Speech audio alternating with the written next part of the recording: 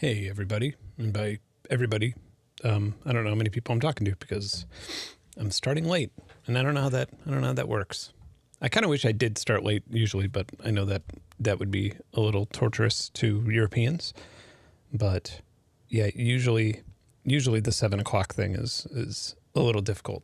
I always have a plan, and then it never works out. I'm always like running with like dinner hanging out of my mouth and everything else. Anyway, the reason I'm late today is actually because I had a bunch of interviews. Not interviews with me answering questions, interviews with me asking the questions. So just for the next video. And you know, that works. I'm sure y'all interview cops all the time. It's a very, very normal thing to do. Anyway, I was going to do something with the radio initially, but then I looked at the weather and it looked like it was going to rain. So, because I wanted to actually do it from outside, but maybe next week we could do that and maybe get Cameron involved. So this week it is VCV rack, but I do have a bunch of modules that are really interesting that I've not really checked out yet. One is, I might as well just go into that stream or into that place. Wow, how is this not taking up the whole thing? Wild. There we go. Is it all the way up to the top? Yes. Okay. One is OneIroi, which is actually a piece of hardware made by Befaco, the same company, but this is a module that costs, I don't know how much it costs, like $20 or something. I have scalar chords and pluck from VCV themselves. Haven't really played with them at all, but they seem interesting. And I swear there's another one, but we could get into that later. I think it was these two that I really was interested in, but then pluck really, it seems like they have a lot of different models. So kind of wanted to check those out. And yeah, hey everybody, how's it going? Just seeing all the highs. So maybe I will start out with a sequence from here. Maybe a clock source would be good.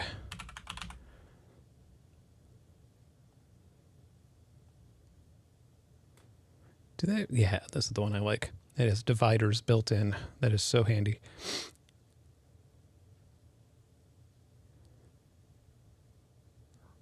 Random reset. Oh yeah, that is a little, I feel like this should be here. And yeah, anyway, I'm not going to criticize them because mine are pretty dumb. There is our clock and our sequencer. Oh wow, I never realized that this one had individual outputs. Cool. Anyway, let's pop it into pluck. That's just the clock output. And I guess it just runs on the same gate output all the time. Out. Beautiful.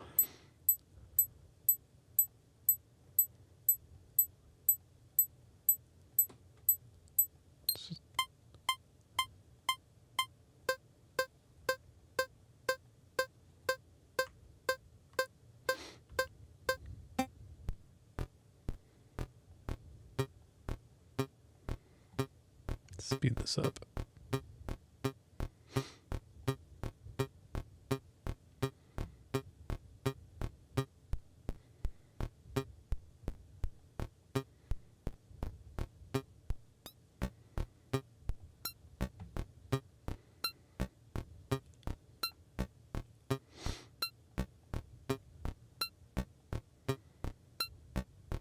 Oh, there's two models you could...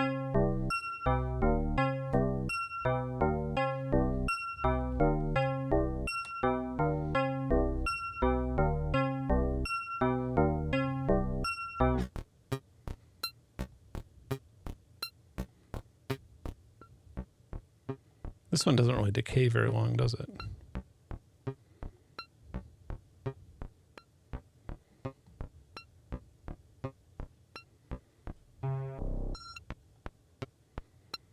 Oh, wow. Little presets here as well.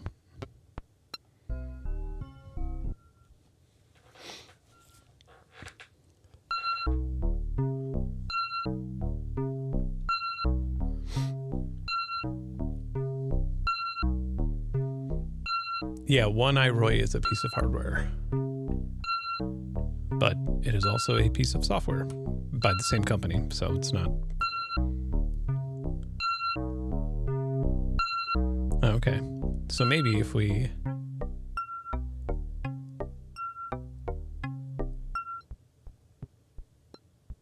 I'm assuming this is polyphonic.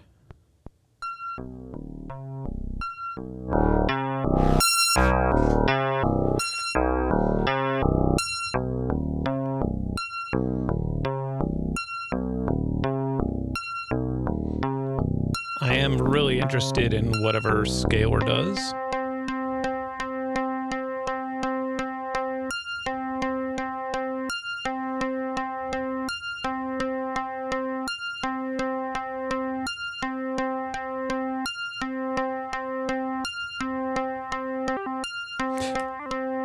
Oh wait, I think I remember.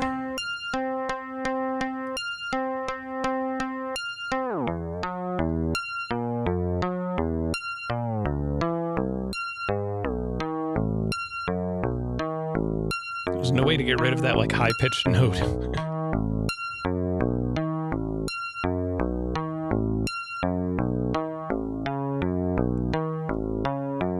I'm just gonna make this really fast.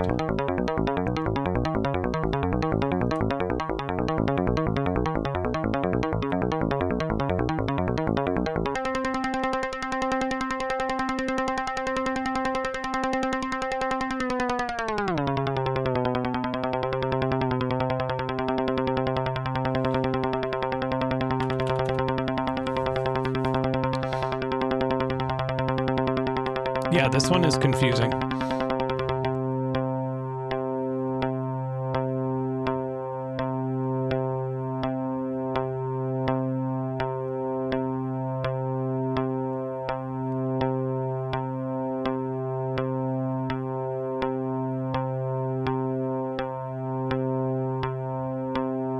This is definitely a simulator. Oddly enough, it's a simulator of what I have behind me. I mean, essentially the same sort of workflow, but it is fun to play with and work things out and find out why things don't work. Oh, I see. No?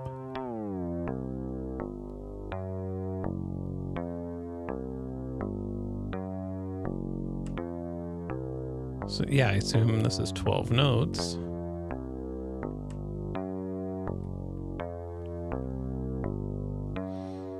E, F, G.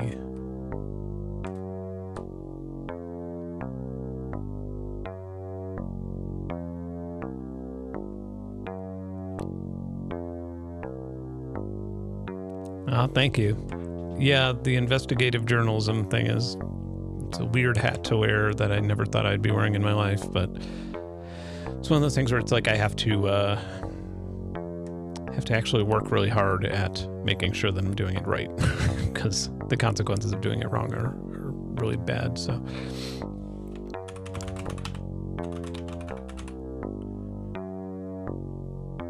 So yeah, I'm getting to the point where I have to do like things very pedantically, and I have to report a lot of things if I find them and they haven't been reported first, and it's like I want to talk about the next video so much, which is obviously about Flock, but it's like I can't really say much until it's all been like completely vetted and cleared.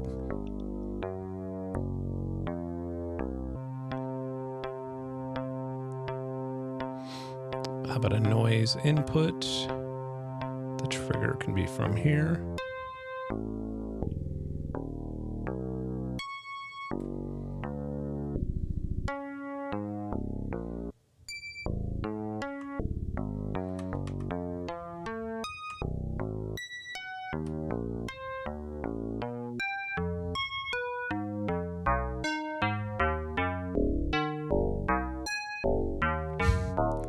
And then I think I can change.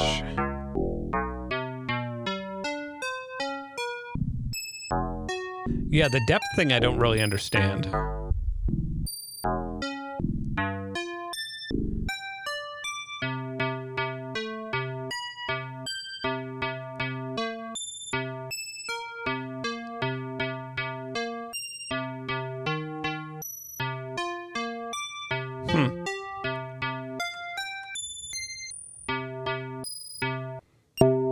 I'm going to cap it a little bit.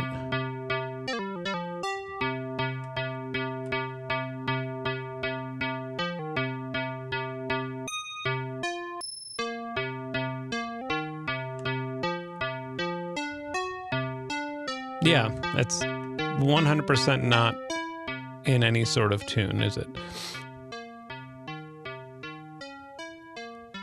Enable all notes, disable all notes.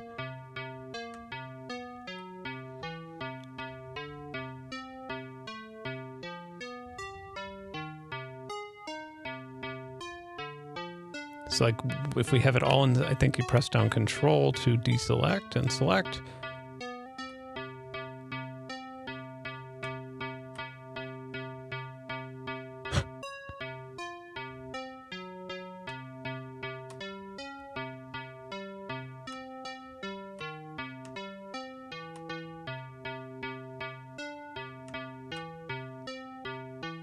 Okay, so this should be a C major 7.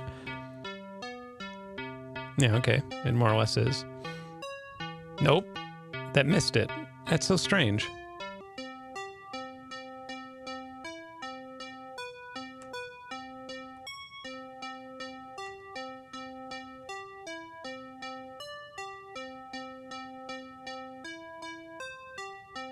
Huh. Tuning's equal.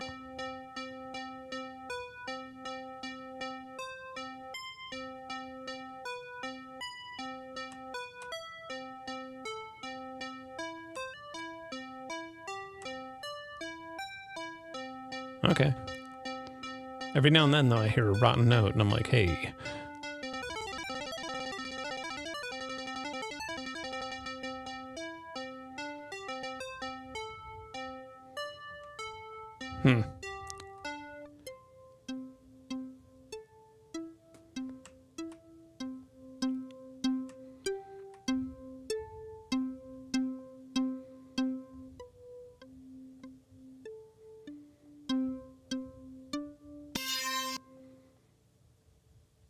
Bass.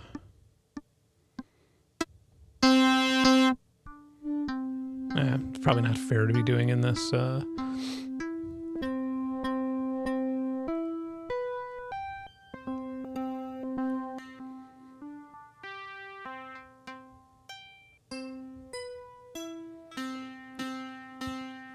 It's definitely more like DX7 sounding than it is actual physical modeling.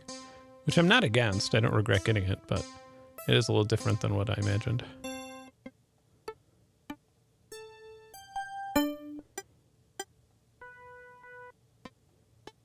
But is it polyphonic is the new question. And that's another thing that I need to like figure out with VCV rack in general. So like if we bring this random thing into the root, and then we play a C chord.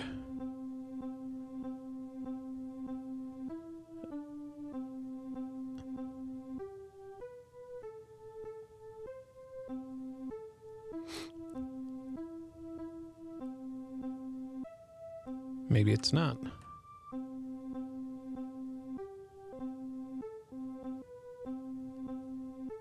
Oh, this may not actually be a...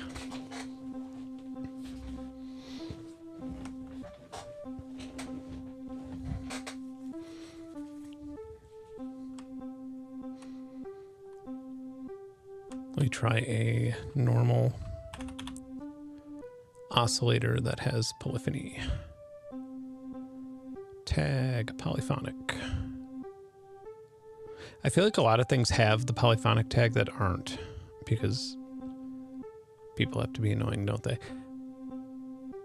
Let's just I do believe this one is. So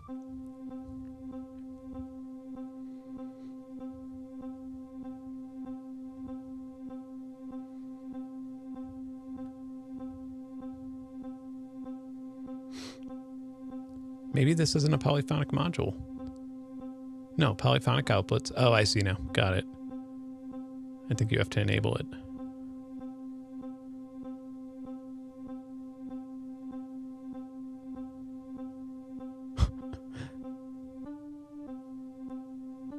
No.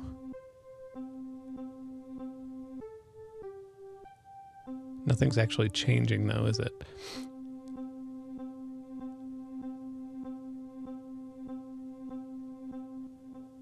Let's just try a sine wave first. I put it into FM.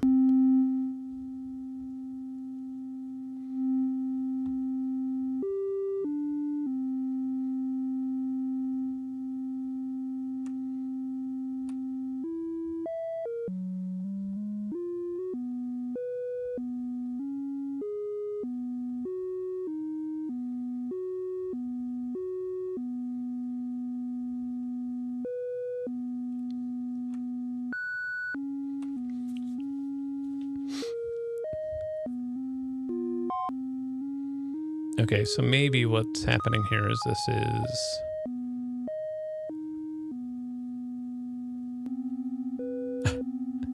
beautiful.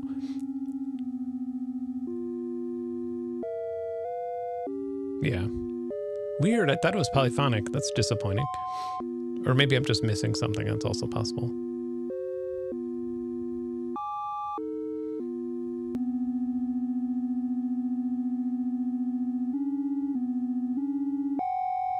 That's really beautiful. Not?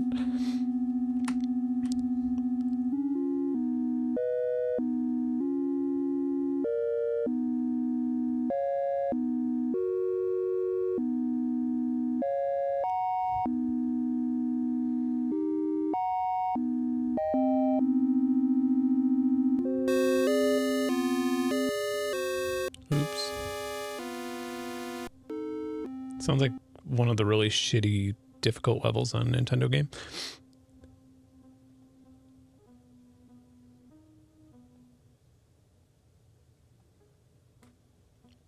It's a very quiet patch.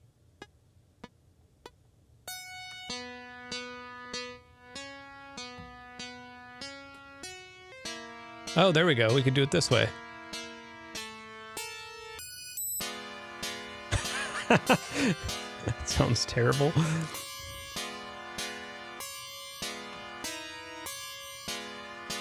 Okay. I don't really know how to get... So everything back to C.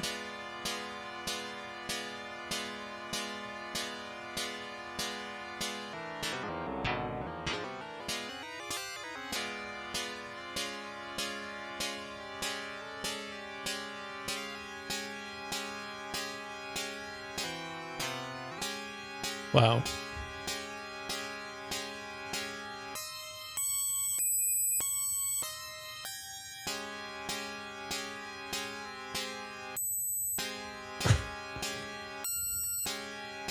I wonder why it's jumping around so much, though.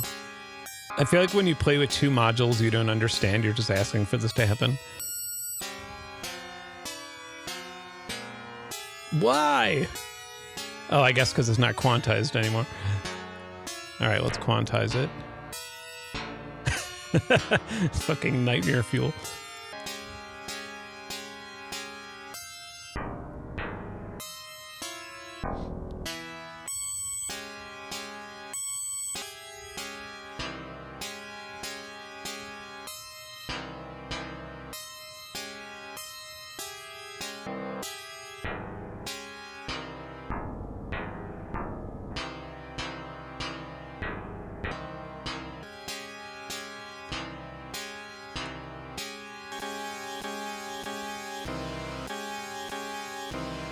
Is there something that, like...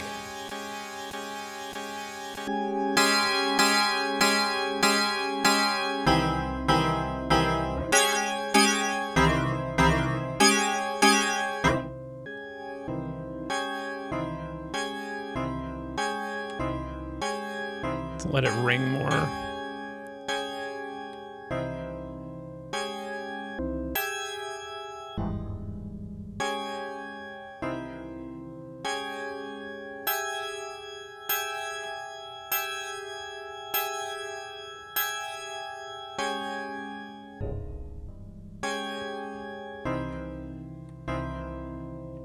Yeah, like, how is it possible to sound good? That's my question.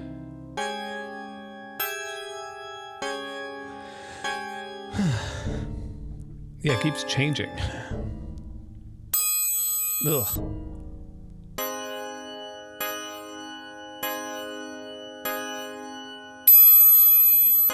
Oof.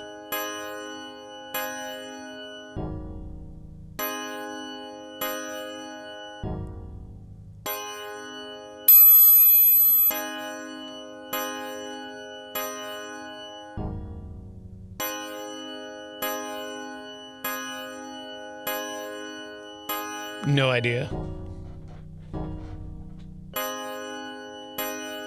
It's also so weird because this VCA doesn't seem to be doing anything.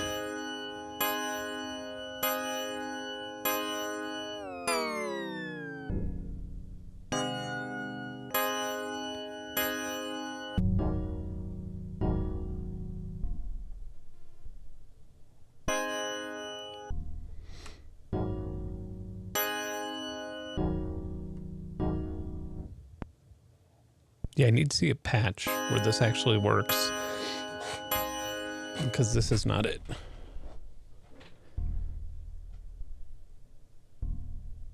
I suppose if you hooked multiples into here, into rings,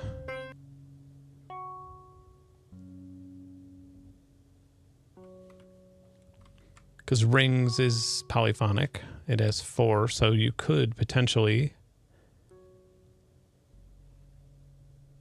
but you'd have to set it up to a little delay from what I know on how rings works. You'd have to have like a little envelope follower for each trigger.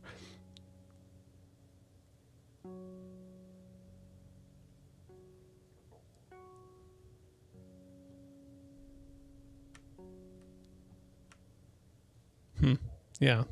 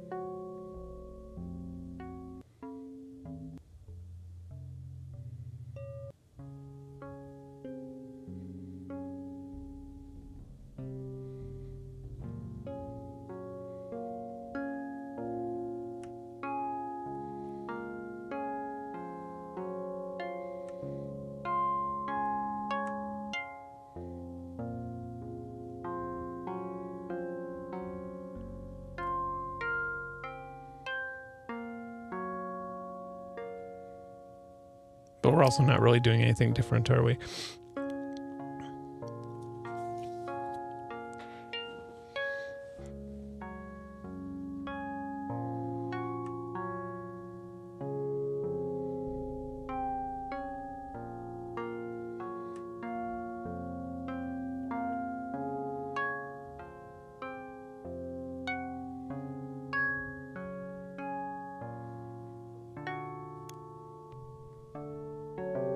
Yeah, this one's just a mess, isn't it? All right, I'm just going to plug this into these and try and figure out exactly what the hell is happening. Simple mixer. Oh, don't I already have one in here? I think I already have one. Yes.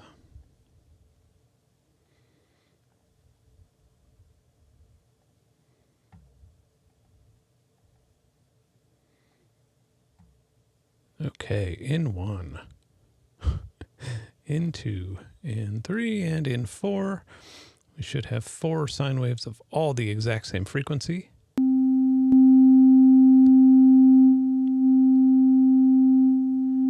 And now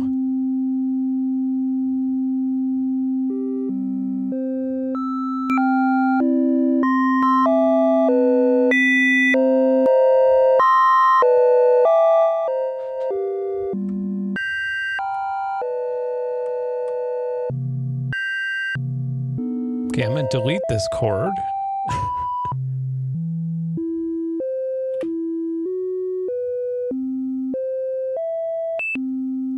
Okay.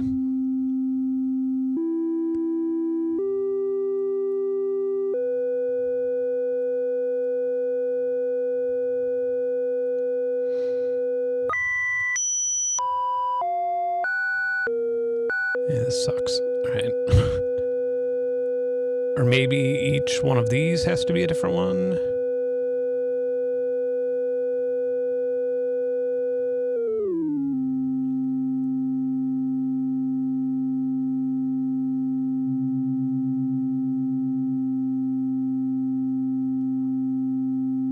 So that brings it down an octave.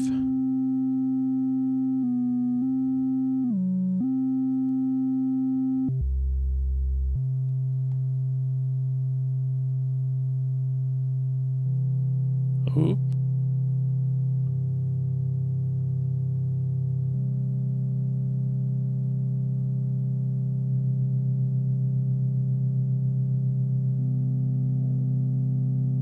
Okay.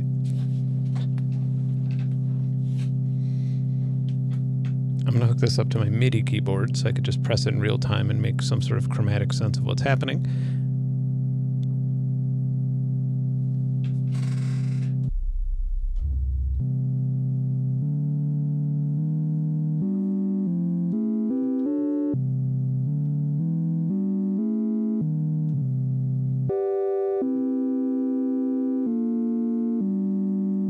Okay, that's good to know. Now we're going to try and hook all of these into the same oscillator. I don't think it doesn't work that way. Okay, good. Now we know that much. And does this have a polyphonic input mode?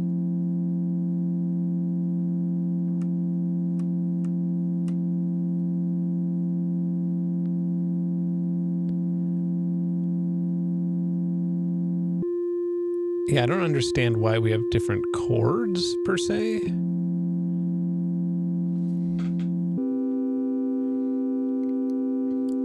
Okay, let's make this one.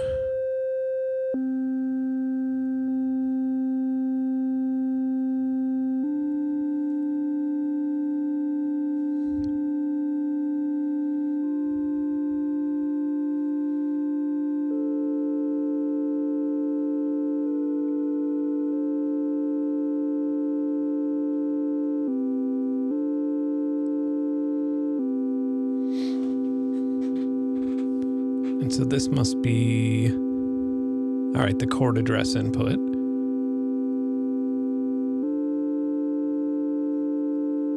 Now, if we only go between C and G here, this should, hopefully,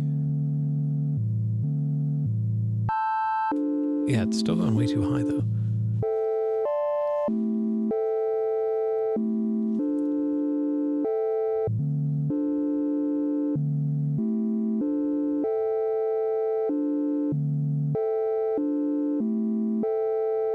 Waiting for it to go to that A.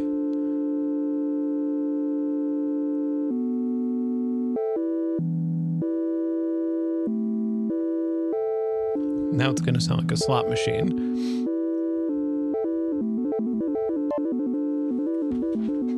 I thought it was a module for polychords. I mean, it's for like polychords, but it's not actually, or maybe I'm just missing something, but I don't know how I would send polyphonic out to something. Like you could enable it, but I'm not sure.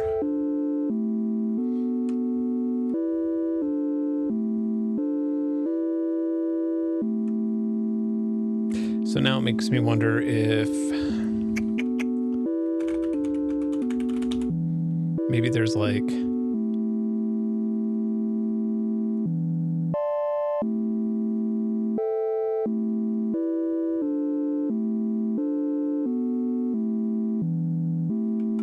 yeah, everything says polyphonic, and I don't think any of it is. Makes me wonder if there's like a... We would have to set a lot of these up, but...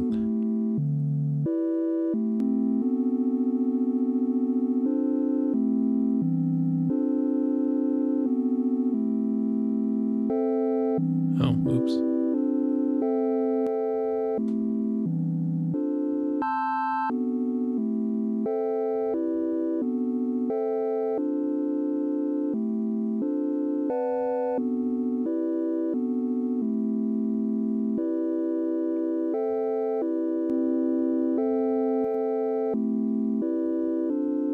That only works for gates.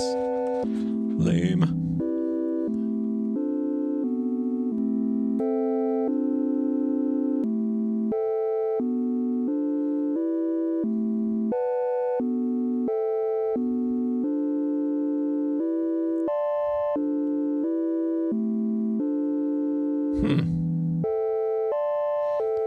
I swear there was like a strum module, but I don't know if it's gonna, I don't think there's one that's gonna do what we want it to do.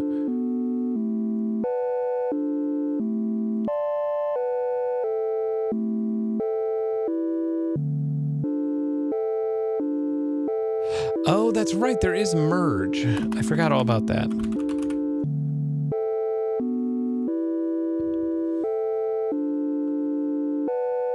But I don't know how that sends something, right? Yeah, like there is no polyphonic output for this.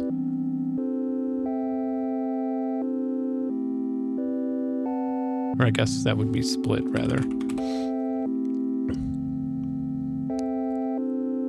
So maybe this is it? Yeah, okay, so we would split it into... Nope, yeah, it should have more channels.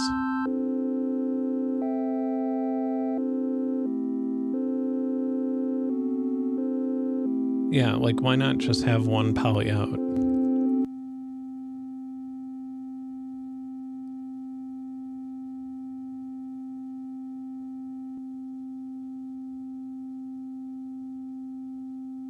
Oops. Disconnected this.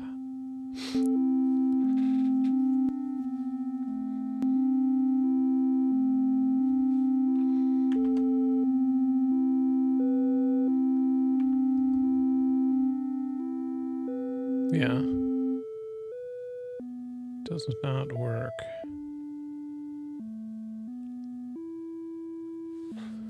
Well, that's kind of disappointing. I thought the surge stuff was actually polyphonic. Let's try that before giving up on this method of doing things. Yeah, I swear, if this works in surge and not in the actual VCV ones, after paying for the VC ones, I'm going to be a little annoyed.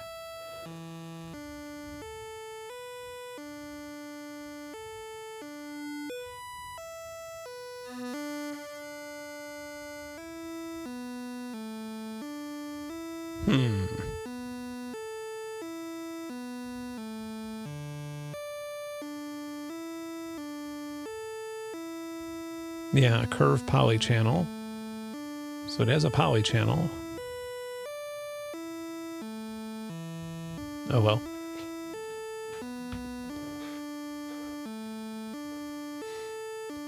It's a fucking program of lies.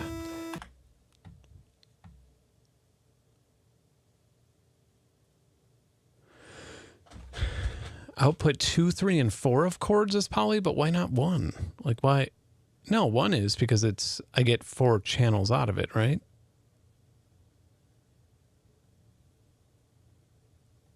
No, okay, maybe not. That's the poly out.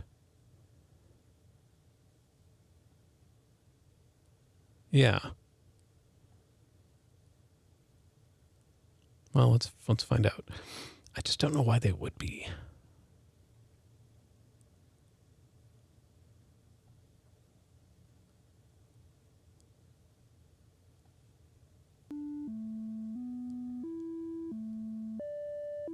Yeah, this isn't delivering anything to these other channels, I don't think.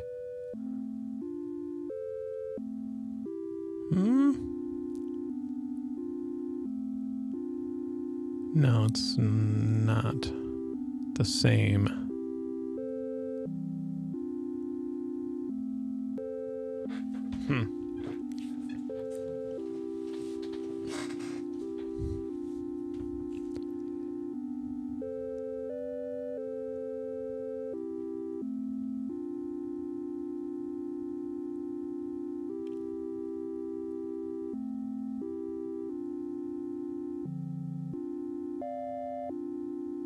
I mean, it's like more complicated than just using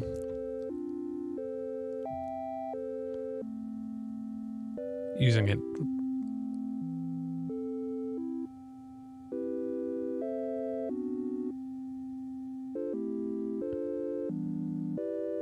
This appears to be it. Okay. Yeah, I don't know why they wouldn't just put poly under there when you enable it. Strange. Okay. So now, with that being said, I should be able to hook this right up into here and then right out to here. Oh my God, it worked. Amazing job, Bibrook Scum. You did it. You saved the day.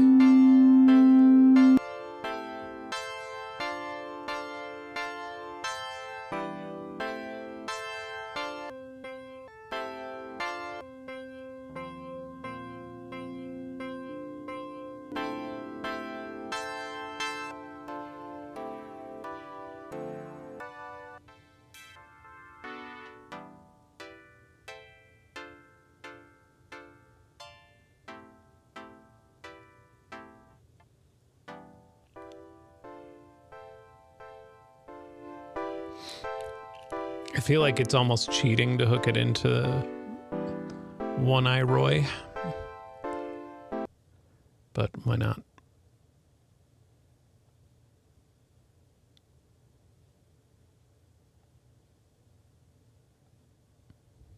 Okay, input.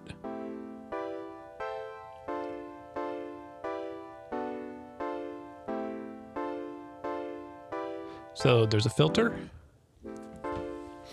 It's kind of like a little effects box with the looper.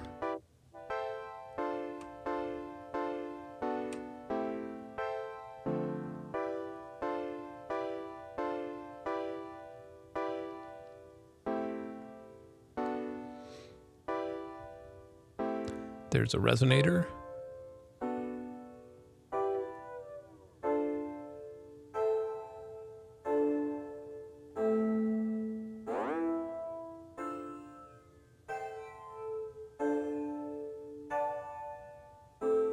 There's echo.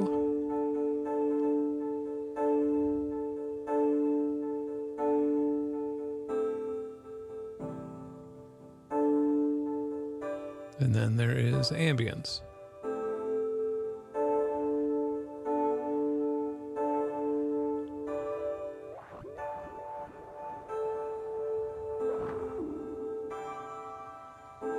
And then there's also like a drone waveform as well.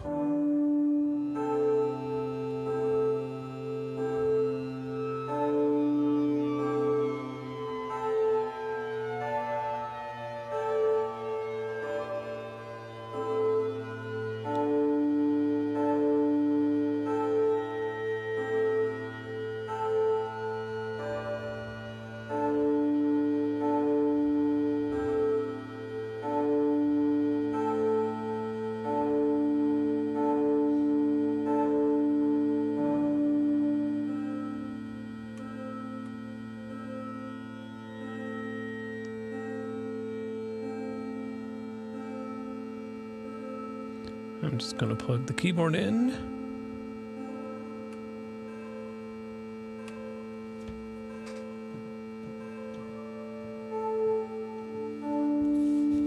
And then I'm going to hit the looper.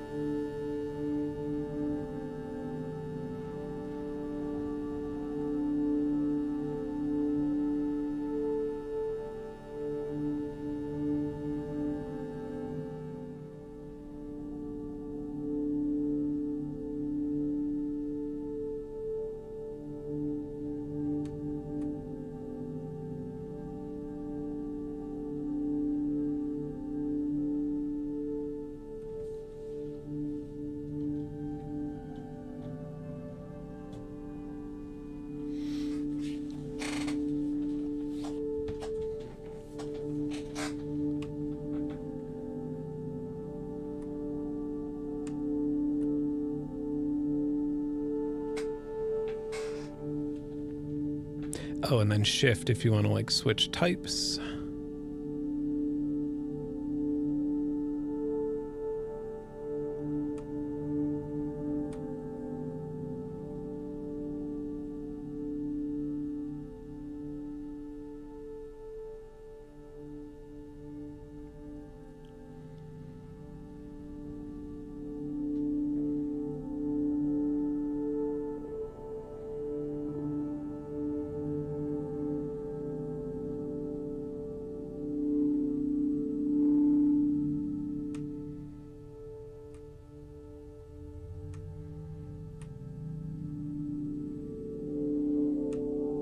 Ah, that's nice.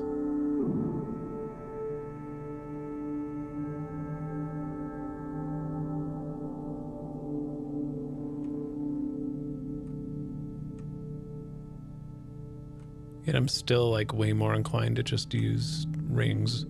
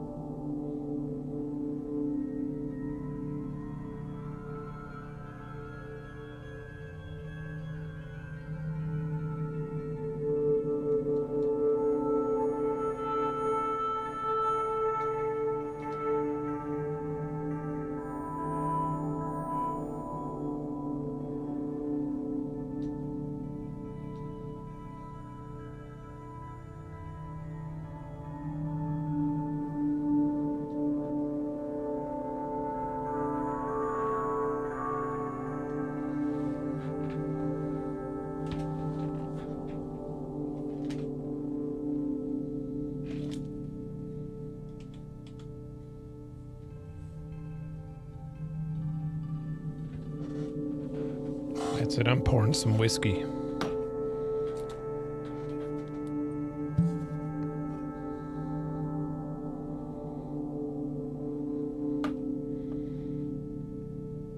I actually have a little measuring cup right here, so I don't get too much. I'm gonna become one of those health influencers always have a little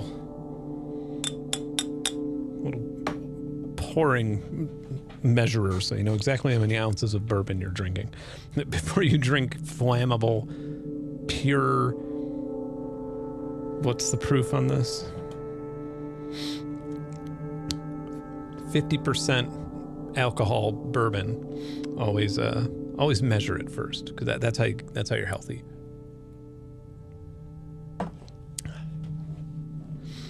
And if you do it for like 15 years, every single night, you'll eventually kind of like the taste. Like genuinely like it. You'll be like, oh, I like the taste of bourbon. It's good.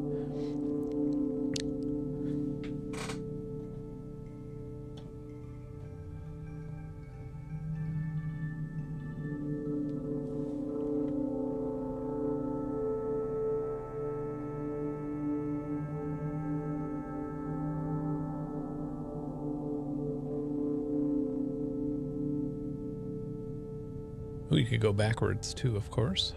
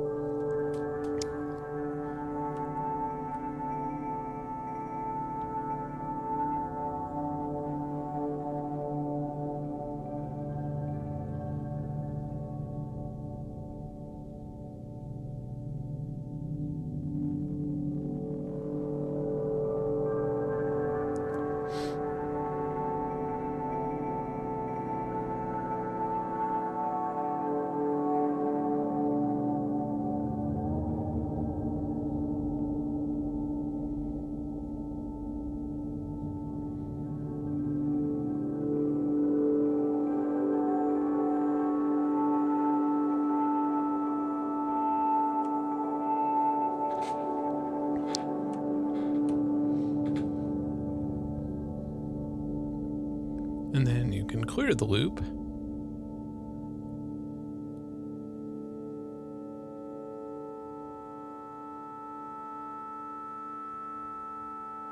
Makes me wonder. Try something here.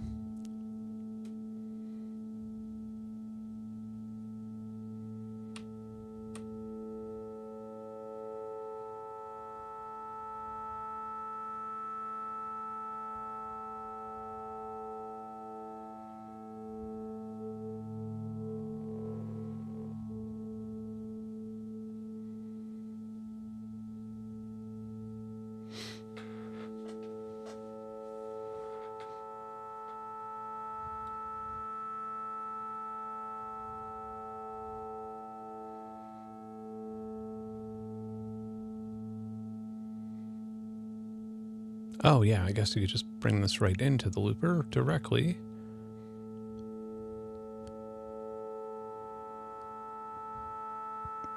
Oh, that's the looper volume, never mind.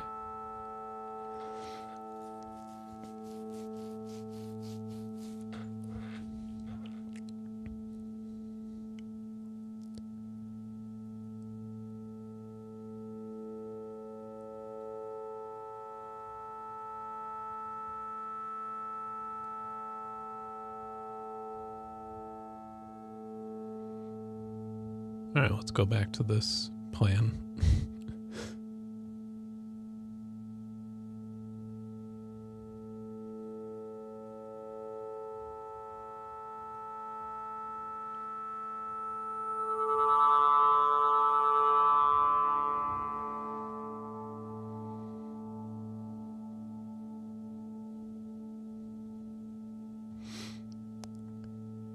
Yeah, I honestly don't like really any hard alcohol except for bourbon. It's like my only...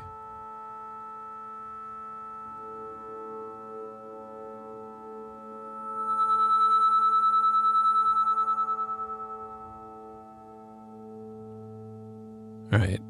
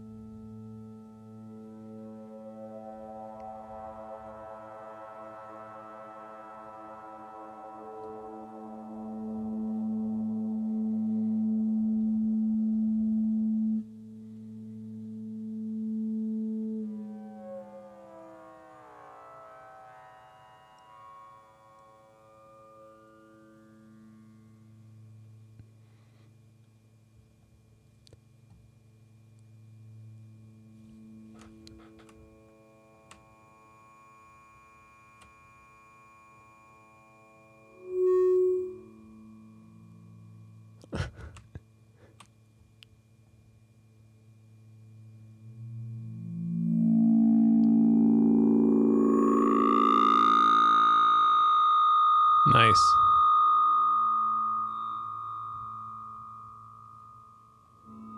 We'll create our own feedback.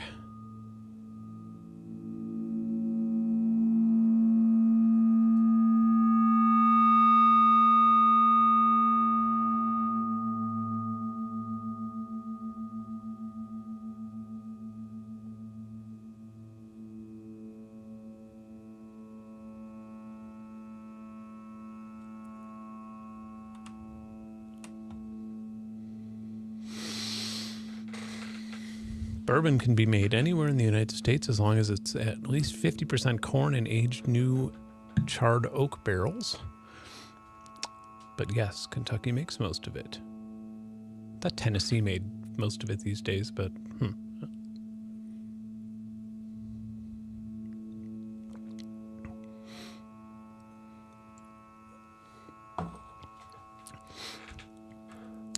I'm one of those people where like I like 3 brands of bourbon, and anything beyond that, I'm like I like High West, I like Knob Creek, and God, what's the other one called?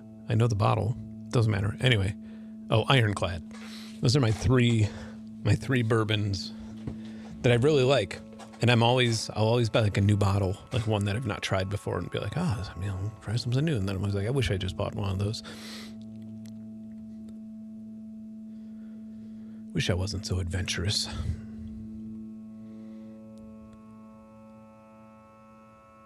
Okay, now let's sequence something here. So if everything's in tune, we could just initialize this, and then we could make a sequence. I'm gonna try doing what I did a song, I think it's on our Simulate Grow. It's called Clock Fox. And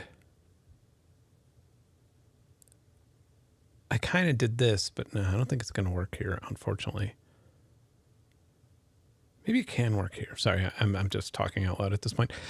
Or thinking out loud at this point. I'm just talking out loud at this point. Can you believe it? I wonder if we could... Nah, I was going to say, I wonder if we could just duplicate these sequences down. That'd be useful, but let's pop this into rings.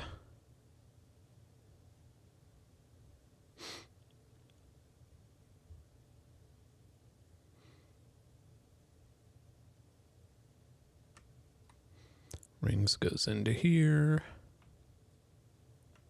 or it should. I guess we actually have to strum.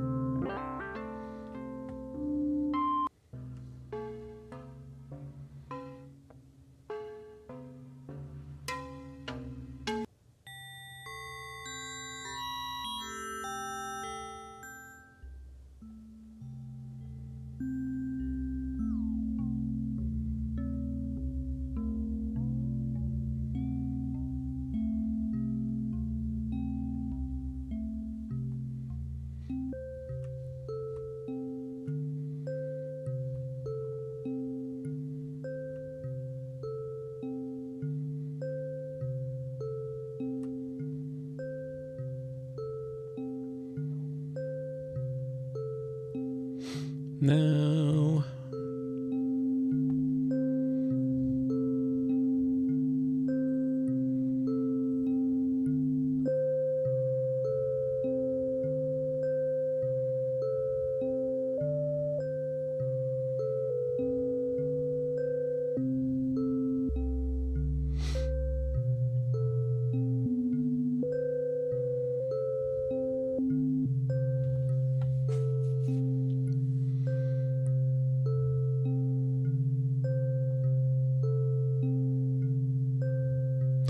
Yeah, I guess you can't run the different sequencers at different...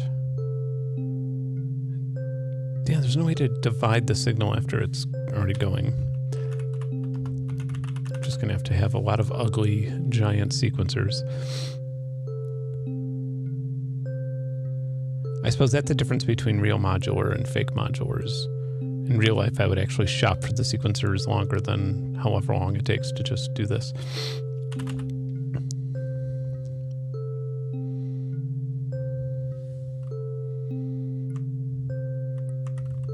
Can we change the way it looks? No. Well, then I should just sorry, I'm thinking out loud again. I should just duplicate this one then. And pop a divisor into the clock.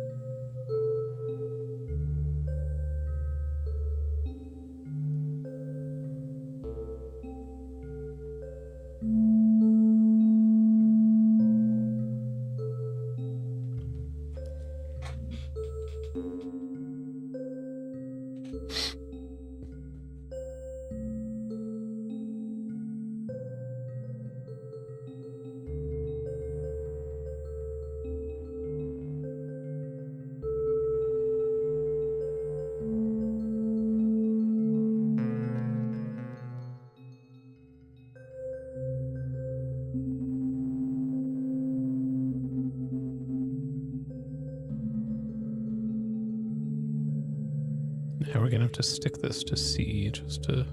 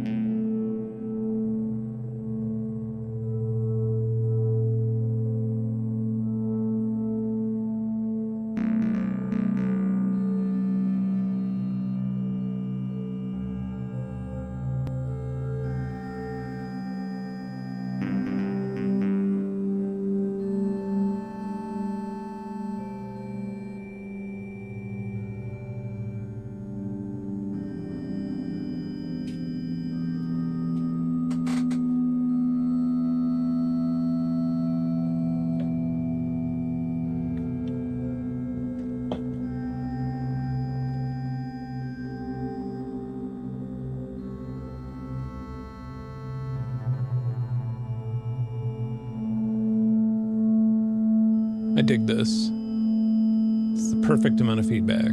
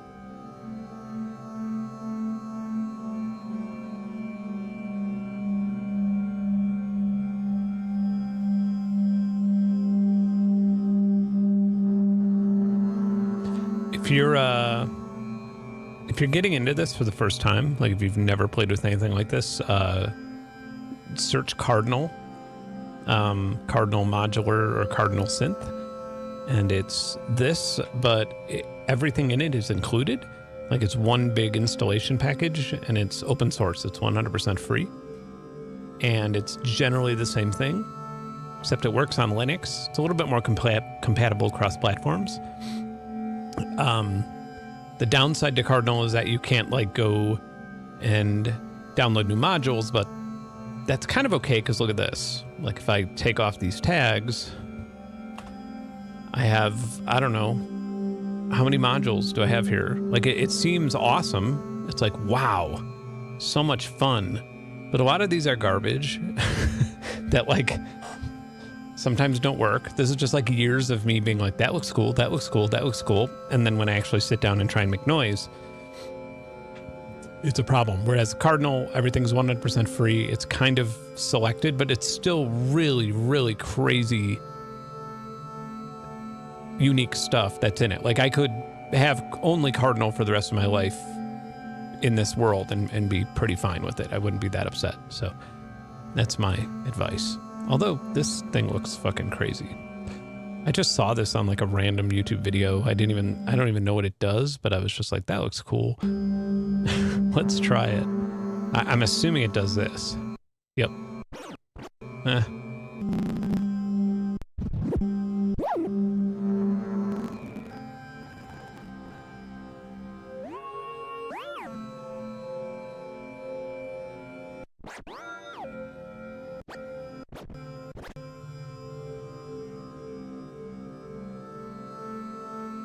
Oh, that's cool.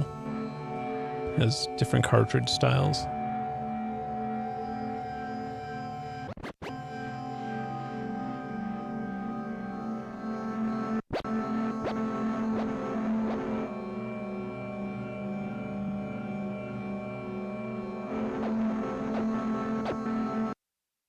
What does freeze do exactly? I guess just that.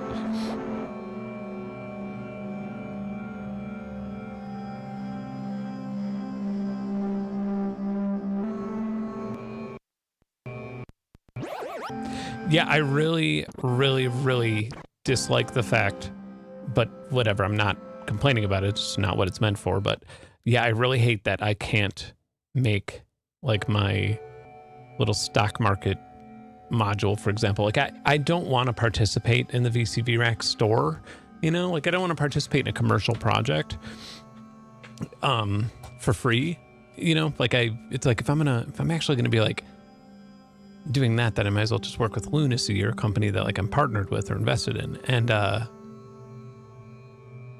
yeah, so but I would love to release modules for Cardinal, but you build Cardinal with the modules. You can't just like download them. Obviously that's like the #1 bad thing about it, but it's like if you're just starting out, Cardinal's 100% so much easier to get started with. I didn't know that this was a thing. Oh, this isn't a tape machine. It's just a tape effect emulator, which is fine. One that... Yeah, nothing like this. Like, you won't see a design like this in Cardinal. Like, this is, you know, not very thoughtful. You can't read what the text says. I mean, I'm sure the module's fine, but...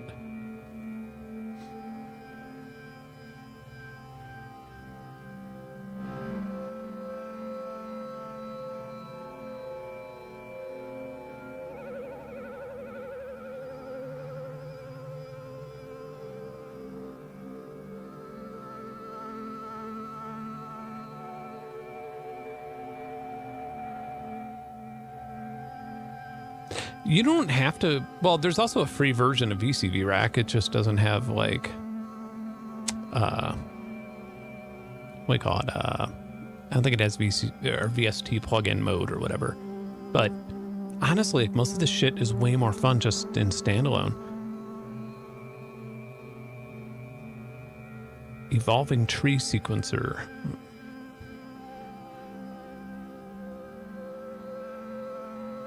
All right, I'll take the bait on this one. Let's try the evolving tree sequencer. Maybe even let my viewers see it. Output 1. Is there like a clock input?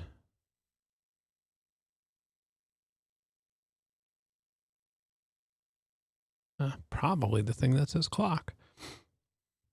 No? There we go. All right.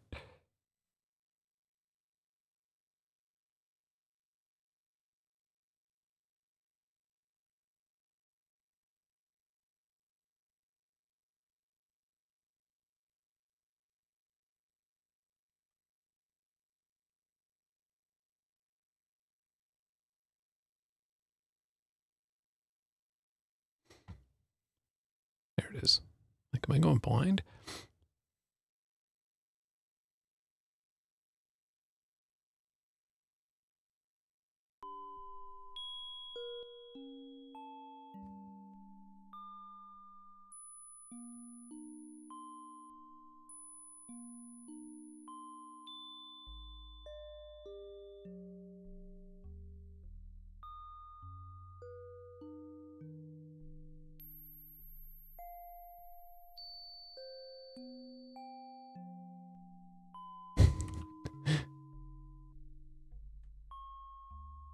Now let's set the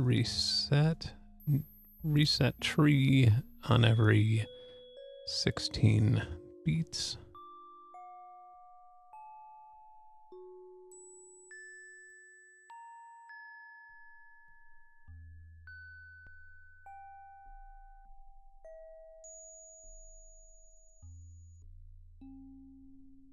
Not sure I see the vision on this one.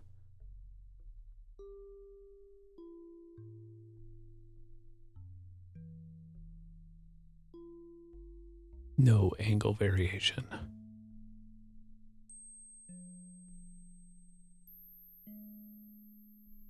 Full angle and branching variation and sun force, whatever that means. I assume sun force means growing upwards.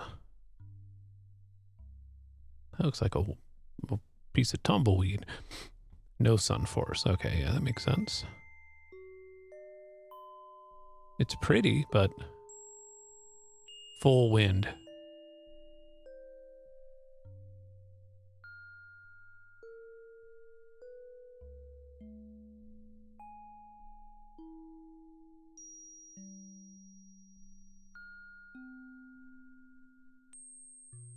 I feel like I remember that freeware. Yes, I know what you're talking about. Yeah, I remember that, and it was awesome. I played with that a lot when I was younger.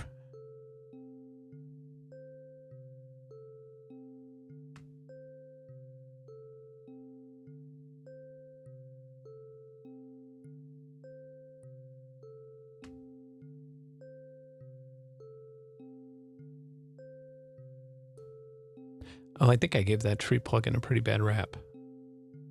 All right, let's try it one more time. How many fucking tree plugins are there? I did not.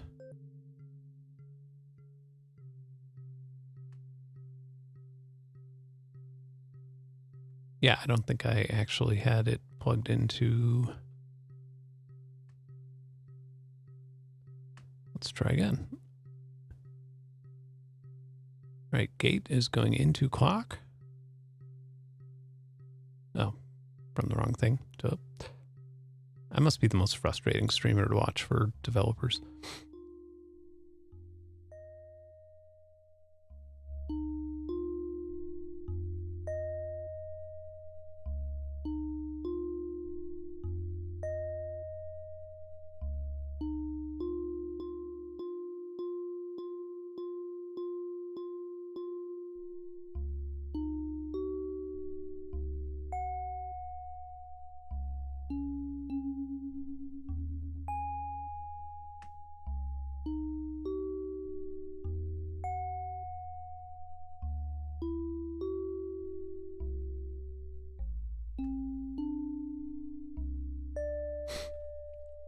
Oh, birth, not reset.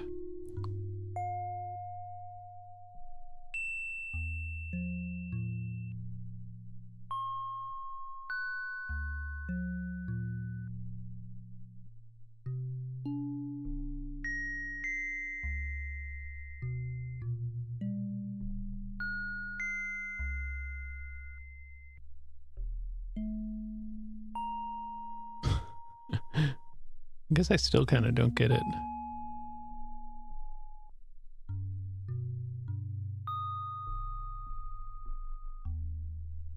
Yeah, the plant wave, not plant wave. I know what you're talking about. That there's like 50 of those.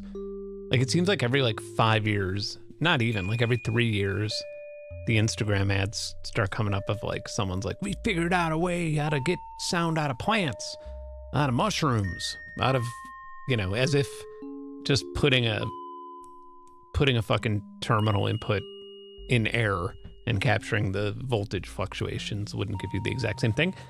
That being said, I have, it's called the NeuroData. It's this old, I guess you can't see it from this camera, but it's this old rack unit that is an amplifier for a staging probe for basically neurons in brains. Like you would just open up someone's brain and hook it up to that, and then it can convert it to audio or CV or things where you could actually measure it, and that would be useful for science in the 1970s and 80s when people use those things, at least those versions of them. But you can also like get the electricity. You can probe a cell, like you could zap a cell with very, very light amounts of electricity and then see what it returns. And I need to like build a staging probe for it because I cannot find one. I've been waiting to see one on an auction site or, something like that for ages because they haven't made it in 30 years. But I would love to hook it up to the whole reason I have it is I want to hook it up to a Venus flytrap and then just like put a fly on in its mouth and listen to the, I guess it's not neural activity, cellular activity. A neuron CB transmitter. That would be fun. I'm gonna pee. I'll be right back. Listen to this terrible tree melody.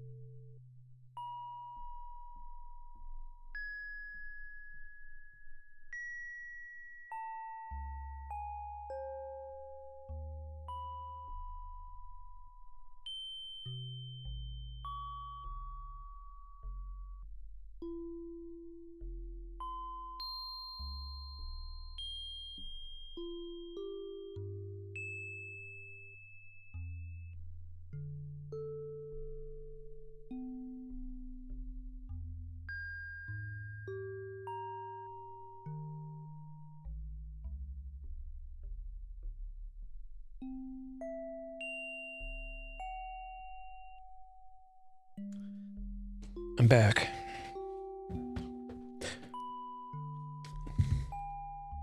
I've got a very like normie haircut. I mean, I always have a normie haircut, but especially right now, got a haircut in Asheville, and it wasn't the greatest haircut. And everybody was talking about flock cameras while I was doing it.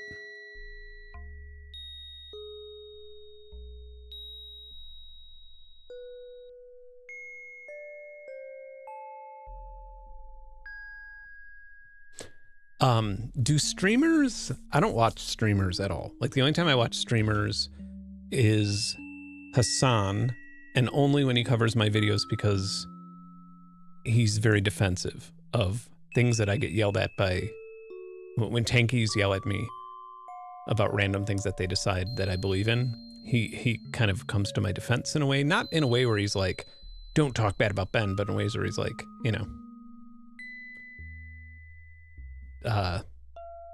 libertarianism, for example. Most people from the tanky world, when they hear the word libertarian, they just come at me with like, so age of consent, huh? You don't believe in that? And I'm like, what the fuck are you talking about? Hassan will be like, Noam Chomsky's a libertarian, just so you know. Like, so anyway, that's the only time I watch them. But I have noticed that like really popular streamers, they'll just be like, they'll be like watching a video or like doing a reaction, and like halfway through, they'll be like, yeah? Okay, hang on. And then like, they won't even say hang on to the screen. And then they'll just leave and come back in like 3 minutes. And I'm always like peeing as hard as I can when I'm streaming. Like if I have to pee during a stream, I am like pushing as hard as I can to get that pee out because I'm like, everybody's fucking like, there's only 15 people watching me, but I'm like, I gotta get back and do this. I'm streaming right now. I can't leave these people hanging while I'm just leisurely peeing at a normal pace. But I was wondering, like, is it normal? Do streamers like ever smoke? Like streamers, I don't smoke cigarettes, but is that like normal where streamers go outside and smoke? I'm like, I would love to see that. Just a streamer be like, I'm gonna go have a cigarette and then come back like 10 minutes later. Yeah, I pee as hard as I can. I also have the world's, I actually have a little, if you look in the Guinness Book of World Records, it's one of my claims to fame. I have the world's widest urethra. So it's like a bucket. No, I'm joking. I don't even know what a normal urethra is like, but I assume I have a normal one.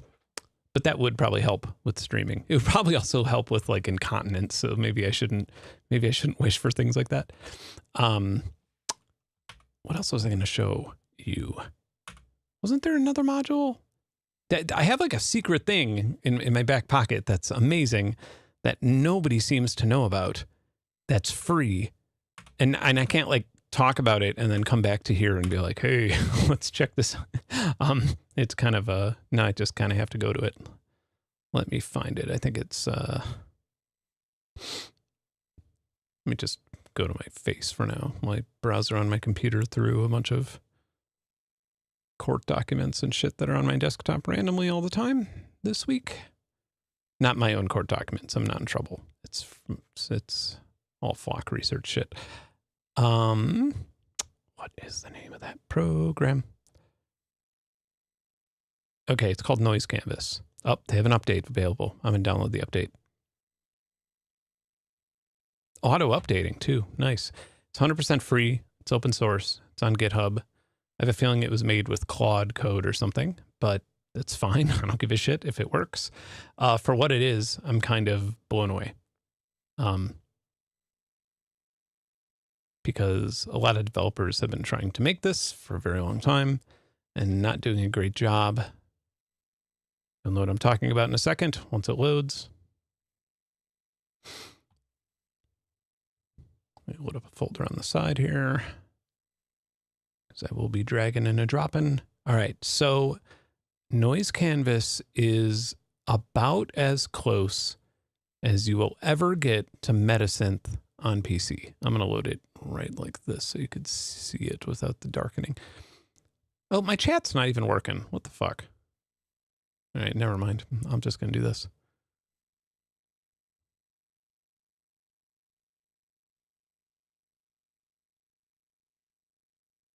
Okay, so it does, I think it, you know, oddly enough, I don't think I've ever loaded an image into it. I think you can do it. I don't see why you wouldn't be able to. That would be kind of funny if you couldn't. But it's like you wouldn't even think to. Because I'll show you why in a second. I'm going to remove these brushes. I don't know if I have to go through each one or not, but it's definitely, I mean, it's definitely a little rougher on the edges, but let me open up a loop.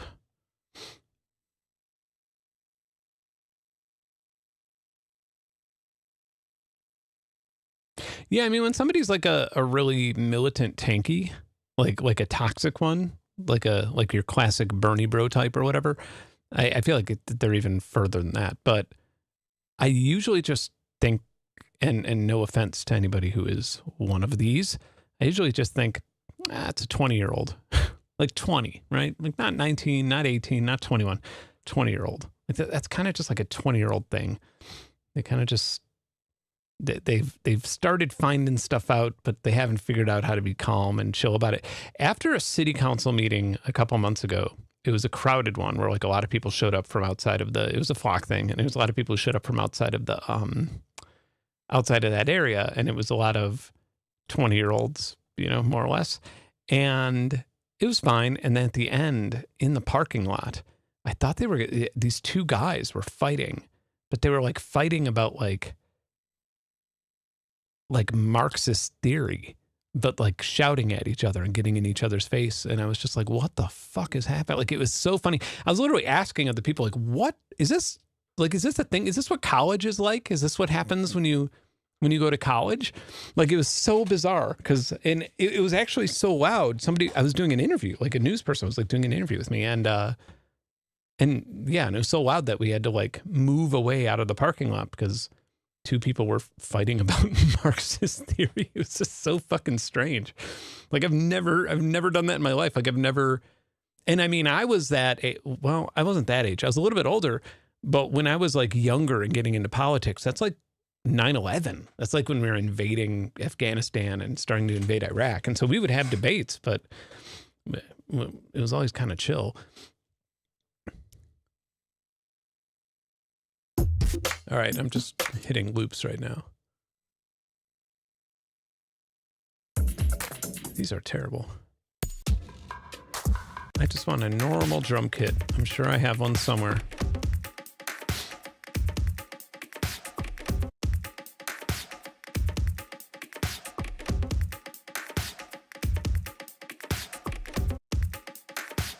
Drum breaks.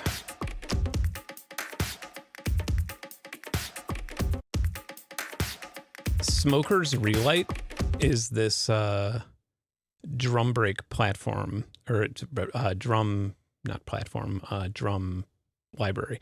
And it's like a loop library. And you hear this shit everywhere to this day.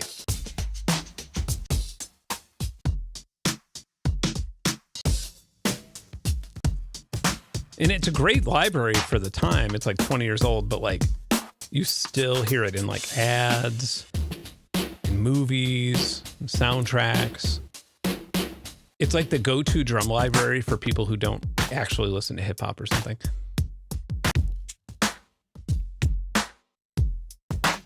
Ugh.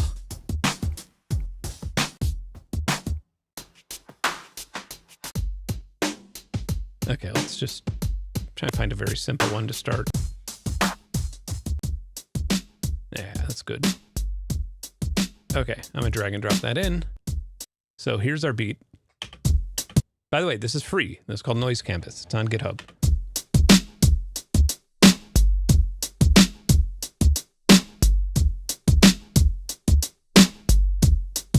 Do we have a master volume though? That would be cool. I mean, it wouldn't be something I would think to put into a program like this.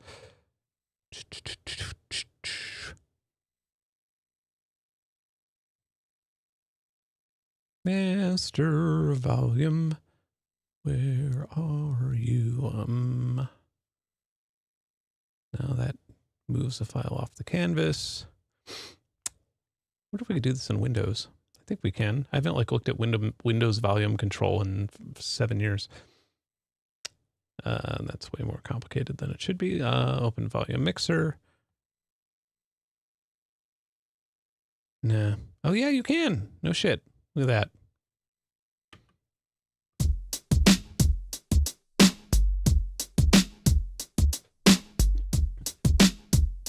I've never messed with the Sunhouse Sensory Percussion Kit. I've never even heard of it. Okay, so it detects beats. You can increase the onsets if you want.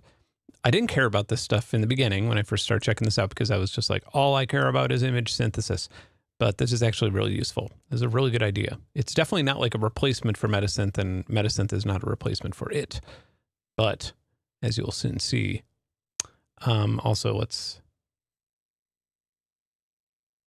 Did I not? Will that drive go away or something? Strange. Okay, well, we know it's 90 BPM from the file name. Okay, so to give you, I feel like I'm just going to be giving a tutorial on this at this point. I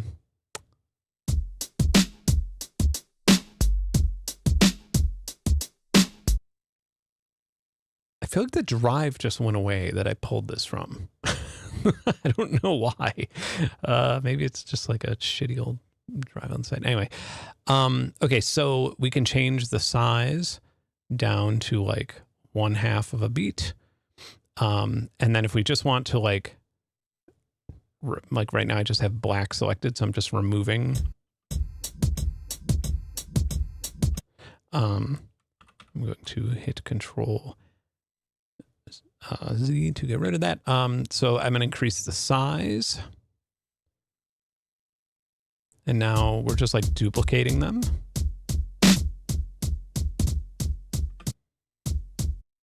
So if we wanted our whole beat.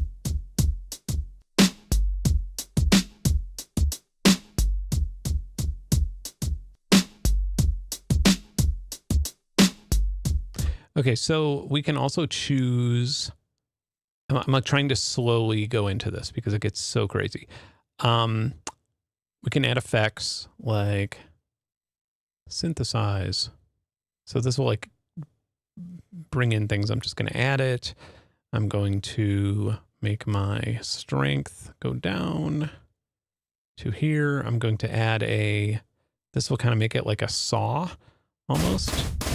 Like it'll fade out over time.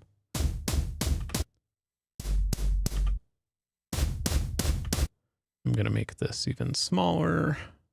maybe 1/8, so we could just like add some randomly in here. Also, I have this selected, so it plays whatever I do automatically. You don't have to do that. Okay, let's listen to the whole beat again.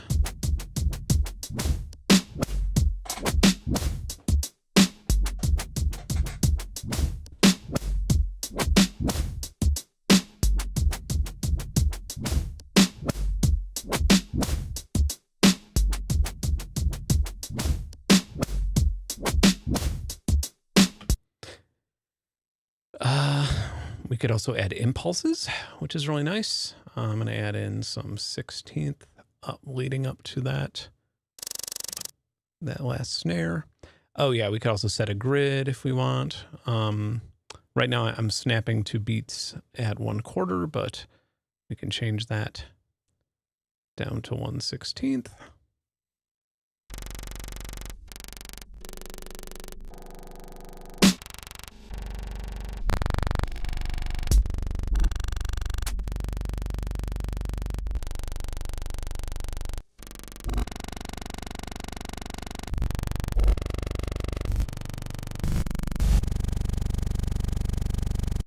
Should be a nice little surprise ending there.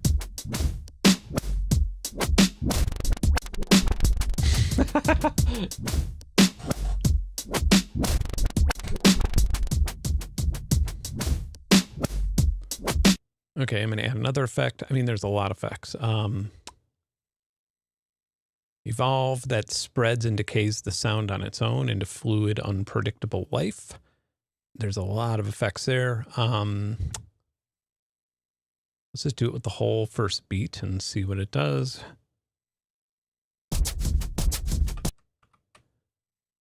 Flow, spread, drift, scale.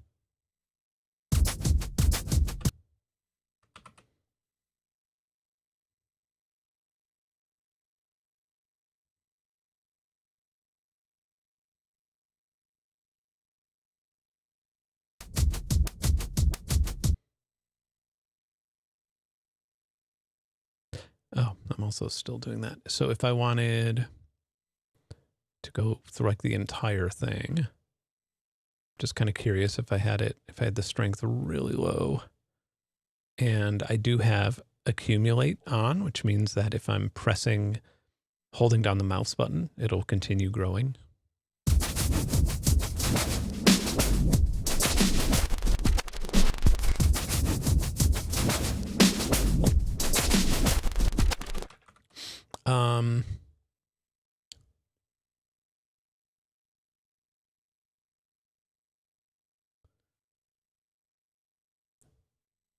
Convolve, it prints another sounds character into this one.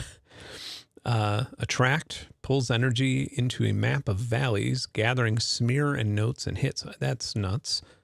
Let's see.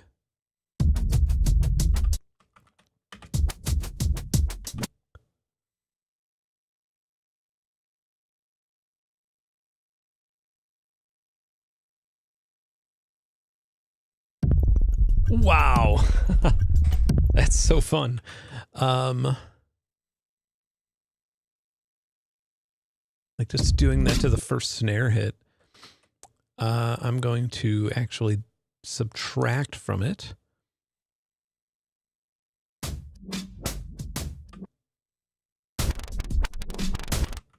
Just makes it sound like an old cell phone almost.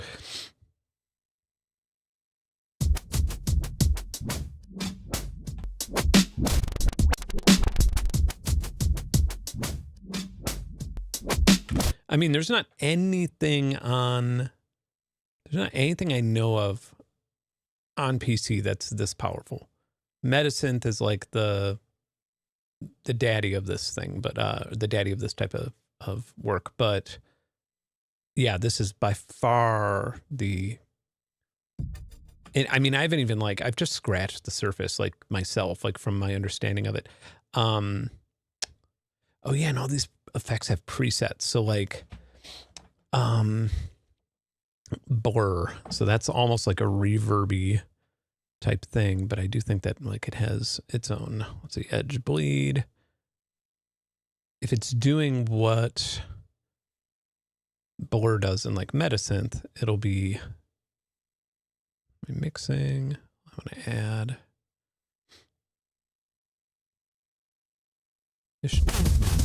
Yeah, it should be like a really crazy sounding reverb.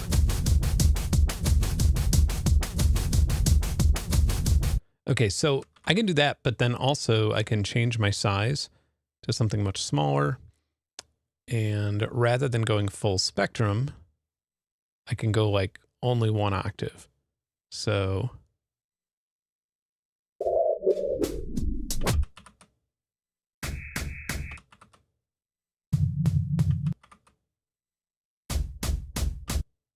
I want to make that like punchier.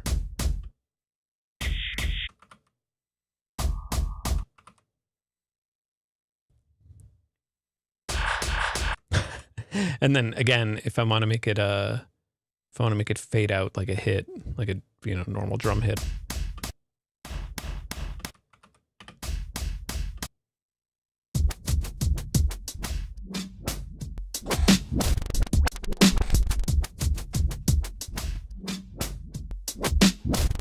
And then this is like a low pass filter essentially.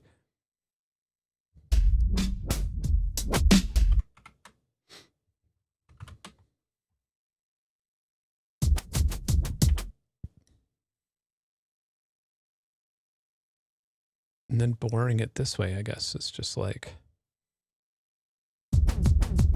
oof.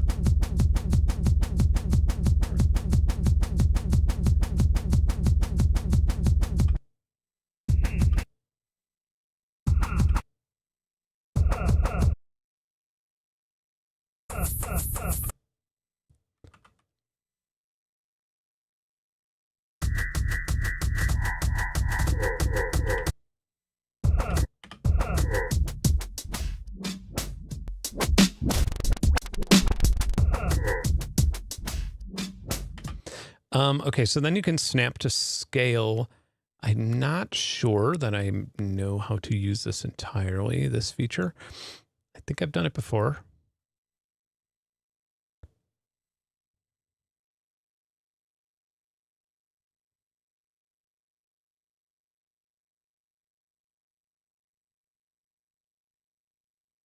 So I think if this is only 1, yeah.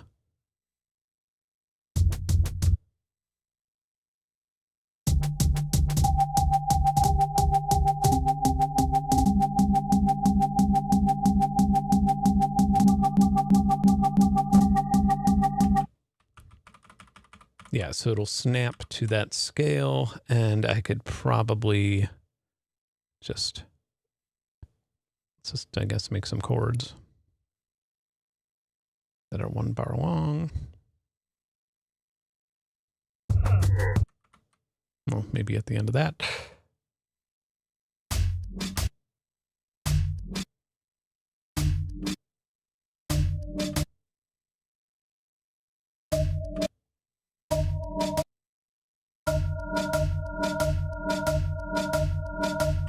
And then I will go up to A minor. Let's go to A major.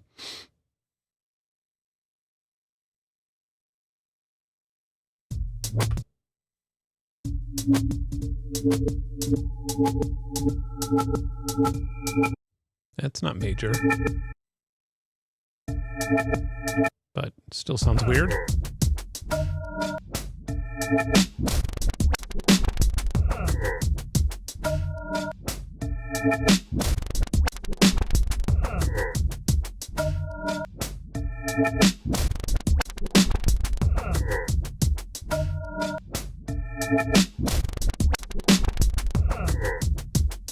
Okay, so then you have palettes.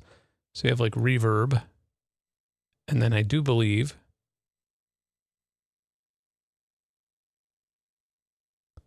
it's like, let's load reverb as a palette. And then I think you could just apply it to the whole thing if you wanted to.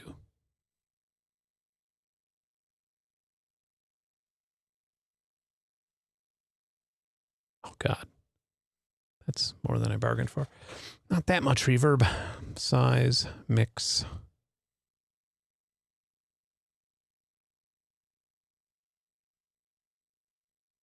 Oh my God.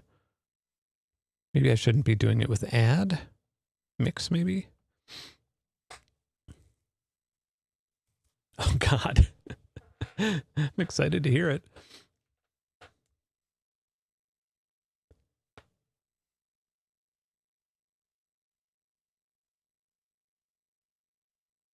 Yeah, this does it with every single block.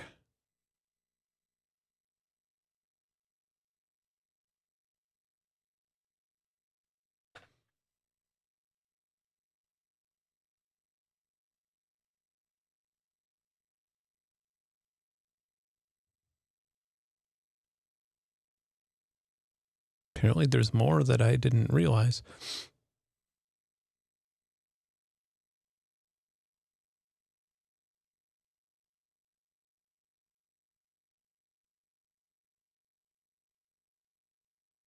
The documentation isn't terrible. It's not bad. I don't know if there's a run-through video, though. I literally, it was just something that I saw on Instagram from the dev. And I didn't even, I just saw like audio thing, GitHub, and then I just searched for it. Like I didn't even look at it, but I think it was just literally doing 10% of what I've done here.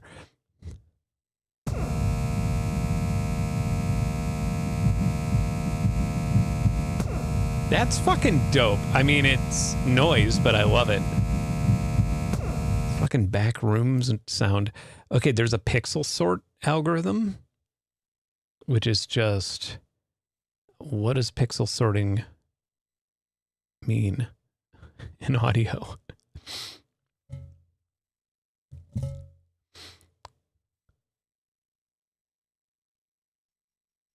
Won't take quite as long to render.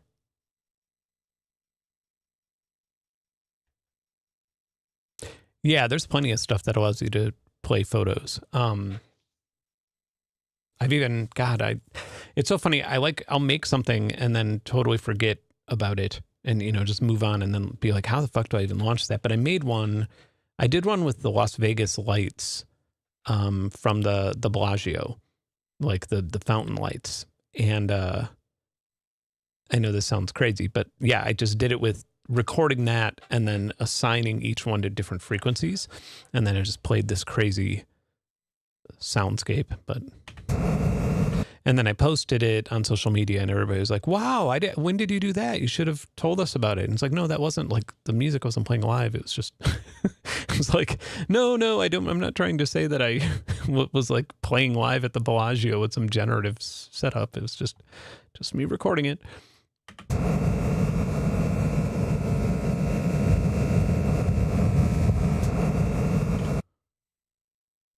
My mom said, what's up, backroom sound? That was my nickname when I was a kid. No, I'm joking. She said, I think she's trying to say, what's a backroom sound?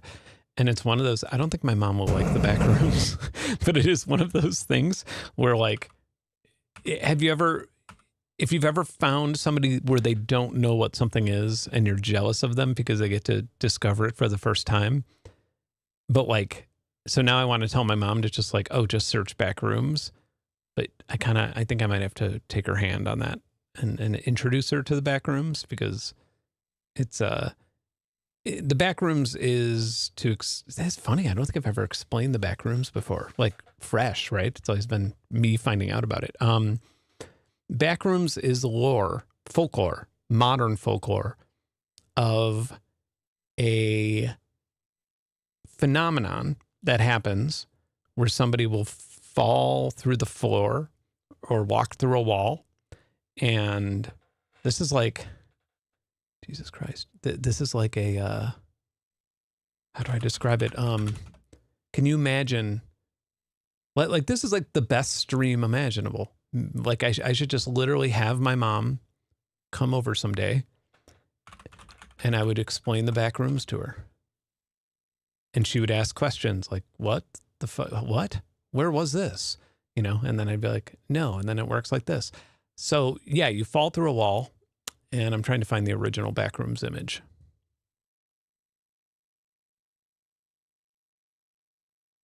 And then you're in a place like this, an old office, and there's a lot of hums and stuff like that. This is another level of the back rooms. Do we have any better back rooms photography here?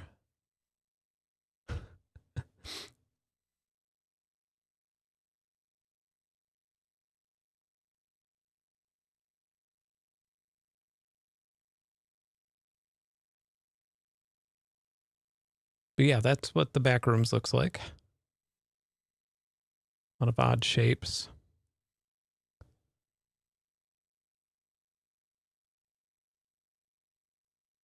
That's the movie that just came out about it. This is a real place, but this very much looks like the back rooms. I think this is in Ontario. I think it's like a Holiday Inn and hotel in Ontario.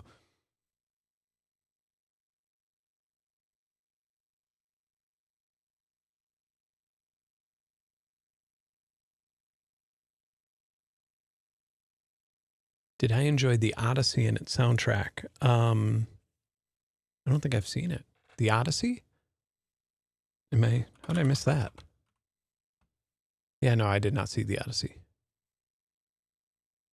I didn't even realize it was a thing.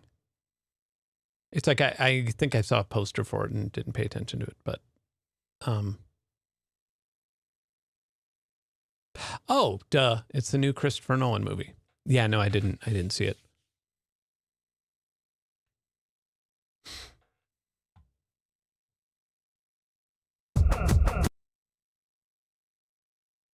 Yeah, but it is funny when you explain the back rooms to someone.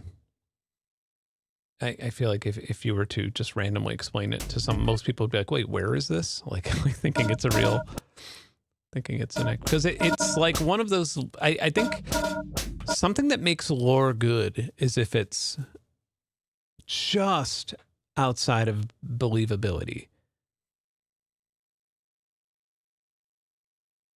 I'm not frozen. I'm frozen in my head, but I'm trying to think of like how to explain it. Like it's as if the back rooms, the reason the back rooms are so interesting is, well, I guess like one thing I've noticed when reading any back rooms lore or seeing pictures or videos or things like that is that usually if you can see a monster of some sort, if there is some sort of actual threat, I lose interest.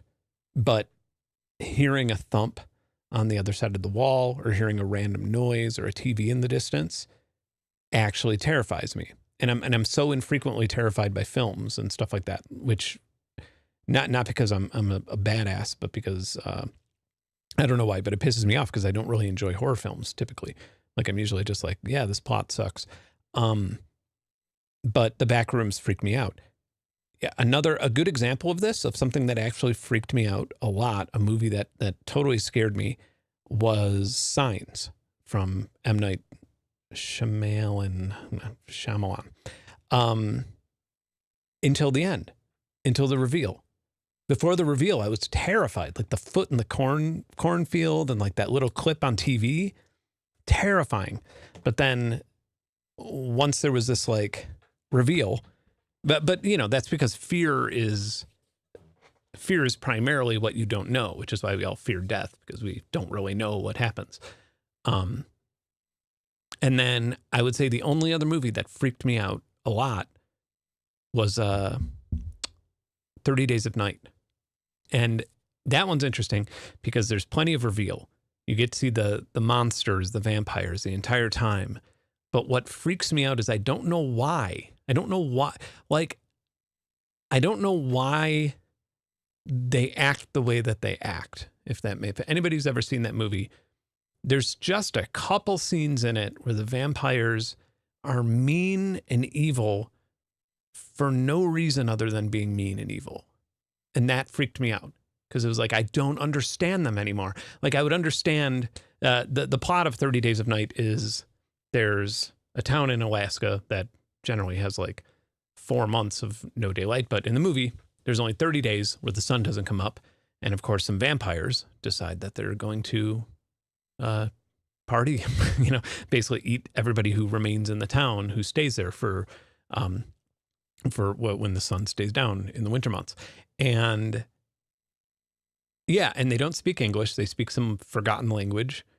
And there's not that crazy of a plot to it or anything. It's not super out there, but they're evil in ways that don't make sense with the plot. They're not just feeding and then leaving. They're not like stealing things and selling them or whatever. There's like no reason for that. They go out of their way and make it harder in a couple situations to like torment their victims. And that's scary because I don't know why. And there is no answer. But I used to be terrified of zombies as a kid especially after seeing the new Dawn of the Dead. Yeah, my grandpa let me watch Night of the Living Dead when I was, I must have been 6 or something. And I think it was innocent. Like he let me stay up and watch it. And I think it was an innocent thing where like, he probably had never seen it. And when you see, in the 80s and 90s, when you saw like a black and white horror movie, you thought of like Attack of the Killer Tomatoes. Oh, it'll be a fun, campy thing. But no, like Night of the Living Dead is, people rising from the dead and corpses eating people. It's like a fucking terrifying movie. That's like one of the first super gory films ever. And yeah, that definitely, I was scared of zombies for a very long time. And then by the time I was a teenager, I found out, that same director made Dawn of the Dead and Day of the Dead. And I love those movies. I must have seen Dawn of the Dead well over 100 times. I used to like put it on and go to sleep. And to agree with you, the remake of Dawn of the Dead I don't know why they called it Dawn of the Dead. They could have really just called it like Zombie Mall and it would have been fine. Like, I don't know why they had to repurpose the actual name because it is very different than the original, but it is scary. It is like, not scary. I mean, it's very jumpy. It's like, it's paced very well. My high school sweetheart's great uncle on the farm Night of the Living Dead was filmed on, not far from where I live. Yeah. Near Pittsburgh. That's, I mean, I've been to Monroeville Mall a few times. Just like anytime I had been touring through Pittsburgh or something, I'd always be like, gotta go to Monroeville Mall. It definitely doesn't look the same as it did, but, yeah, my mom is full of shit. I don't think I was ever freaked out by X-Files. I was really into X-Files before it became an ongoing story. Back when like you would just have random episodes. I still am.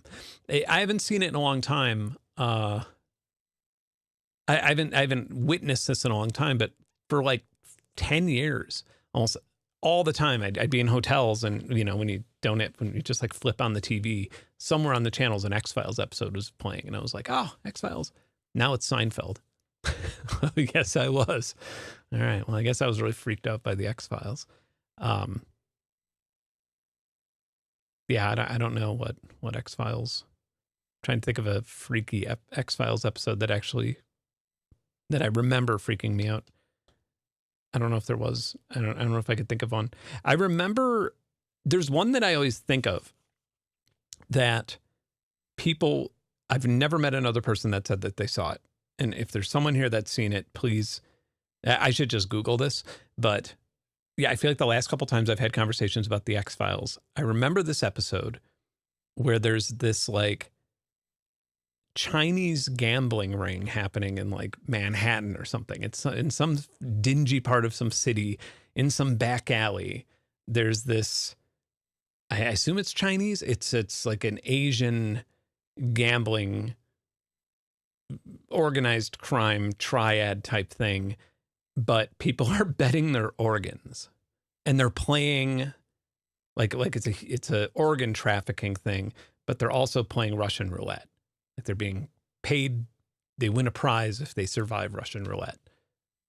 And it's so funny because every time I've explained that, someone, whoever I'm talking to, they're like, that doesn't even sound like an X-Files episode. Why the fuck would that be an X-File? And it's like, well, I don't know, but I swear it was. I remember Mulder and Scully cracking the case. I might be wrong. I don't know. That would be so weird, but I want to hang on to it. Like that's my Mandela effect. Is the weird lost X-Files episode that only exists in my head.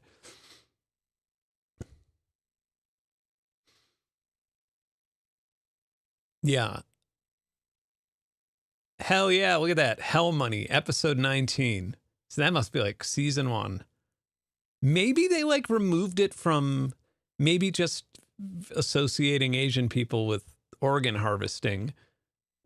Maybe didn't survive cancel culture, and maybe that's why nobody's seen it, is because I saw it in the fucking 90s and now they're just like, let's just scrap this episode. Another crazy thing, Another crazy thing I found out recently. I didn't realize it until I don't even remember what it was. I thought of an episode or some scene from It's Always Sunny in Philadelphia. And I probably spent an hour in bed going through every single episode on Hulu or whatever and being like, where the fuck is it? I swear to God, I remember this. And I was starting to gaslight myself. I was like, maybe I dreamed it. And it turns out there's like 6 episodes that were pulled. Like they're just gone. Like I'm sure you could find them on like a torrent site or something, but yeah. Turns out that there's a bunch of banned It's Always Sunny in Philadelphia episodes, which I don't know. You'd think a show like that would kind of be untouched, well, it'd be kind of in South Park territory where they'd be like, no, it's an edgy show. Like no family is sitting around on Sunday night watching It's Always Sunny in Philadelphia. It's for people who are, Cards Against Humanity and up from there, right? Also, I was just in Asheville Mall one morning, just running an errand, and I went into Spencer Gifts, which I hadn't done in 25 years. And Asheville Mall, it's dilapidated from the outside, but it has a lot of stores in it. Spencer's is like if Cards Against Humanity was a store. Okay. And I hate Cards Against Humanity. And so I didn't spend much time in there, but I was like, this is literally like if you were to oh man. Okay. So I have a great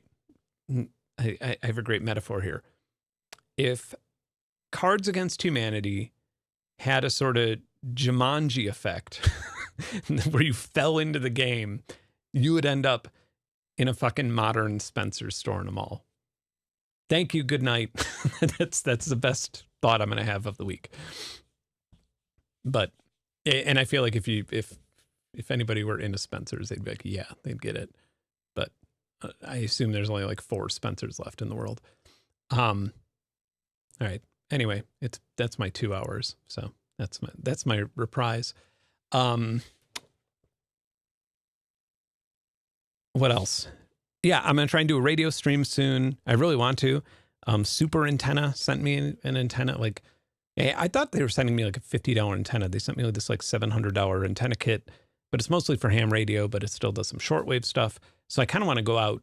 There's like a big hill that overlooks the city. I kind of want to just bring like the van there and stream from there. I think I could do it. I don't see why not. I could probably get enough internet to do that. That'd be fun to do an SDR stream.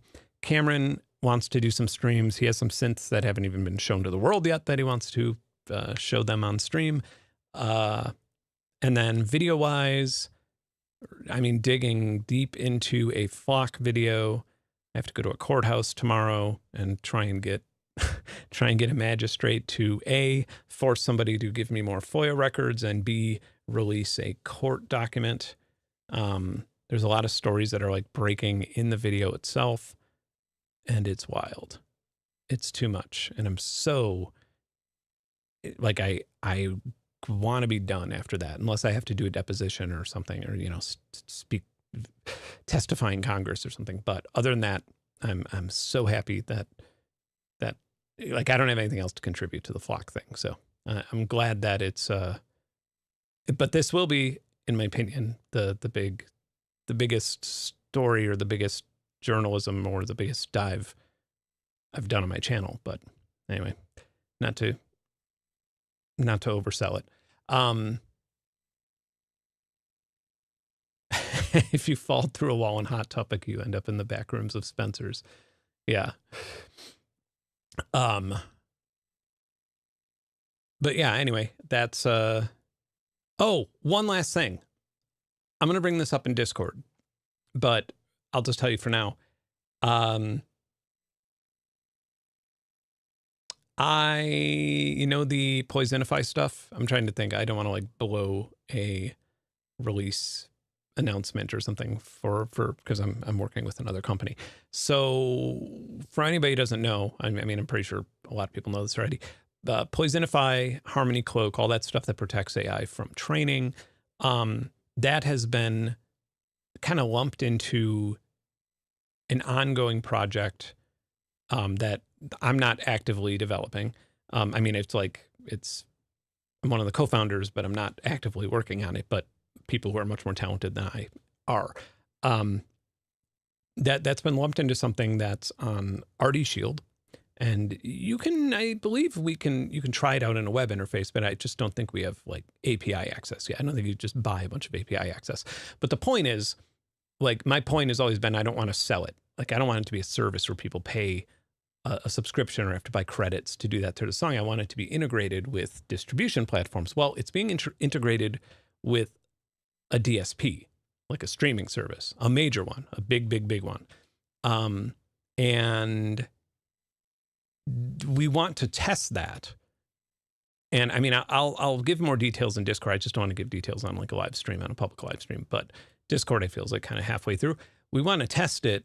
And in a meeting, I told them that I would ask my community if they wanted to test it, if they wanted to be the first people to have their music encoded that way. It doesn't have to be the only thing. It's obviously 100% free. You'll have to create like a quick little profile just so, you know, you could, whenever you upload your stuff to a server somewhere, you have to acknowledge that it's yours and you're not uploading the Beatles and claiming it's yours.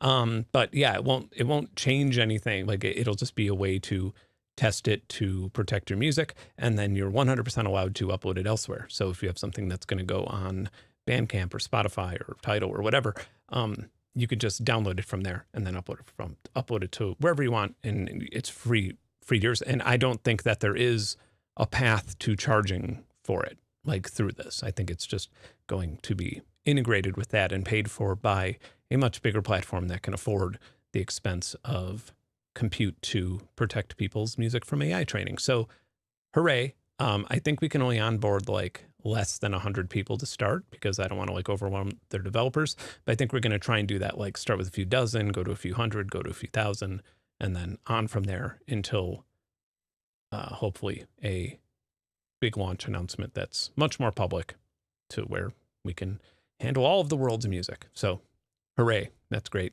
Good news. The lunar eclipse is happening now. So I guess I better go out there and point at it and laugh.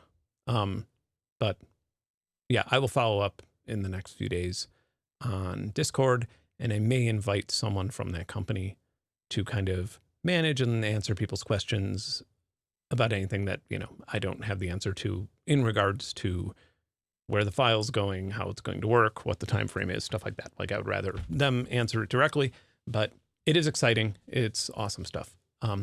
Anyway, thanks for watching. Sorry about the late stream. I'll see you next week, and be well. Have a good weekend.